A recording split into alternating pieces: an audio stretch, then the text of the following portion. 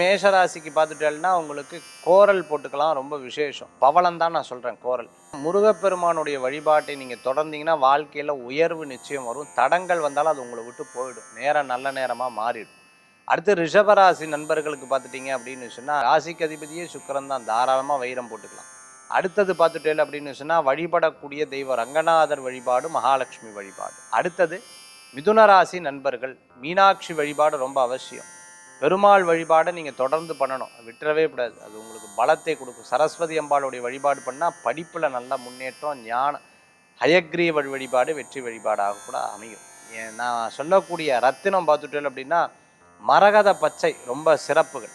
அடுத்தது கடகராசி. கடகராசிக்கு பெருமாள் வழிபாடு, அம்பாள் வழிபாடு உன்னதமான பலன்களை கொடுக்கக்கூடியதாக இருக்கும். தடங்கள் எதாவது வந்தால் கூட போயிடும். நீங்கள் பார்த்துட்டேன்னா முத்து போட்டுக்கிறது ரொம்பவுமே சிறப்பு. அடுத்தது சிம்மராசி. ரூபி போட்டுக்கிறது ரொம்பவுமே சிறப்பு. மாணிக்கம் போட்டுக்கிறது ரொம்பவுமே சிறப்பு. ரொம்ப அதி உன்னதமான பலன்களை தரக்கூடியதாக இருக்கும்.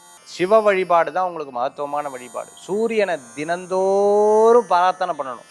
கன்னிராசி நேயர்களுக்கு மரகத பச்சை மதுரை மீனாட்சி அம்மன் வழிபாடு விசேஷ பலன்களை தரும். பெருமாள் வழிபாடு, சரஸ்வதி அம்பாள், அயக்ரீவர் வழிபாடு, அதே மாதிரி பச்சை நாயகி, அதே போன்று பார்த்துட்டேன்னா அங்காள பரமேஸ்வரி வழிபாடுலாம் ரொம்ப சிறப்பாக இருக்கும். துளாராசி நண்பர்களே வைரம் போடுறது ரொம்பவுமே சிறப்பு. விருச்சிக ராசி நண்பர்களுக்கு பவளம்.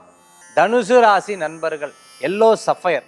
மகர ராசிக்கு பார்த்துட்டேன் அப்படின்னு சொன்னால் ப்ளூ சஃபயர். கும்பராசி நண்பர்கள் சேம் ப்ளூ சஃபயர் தான்.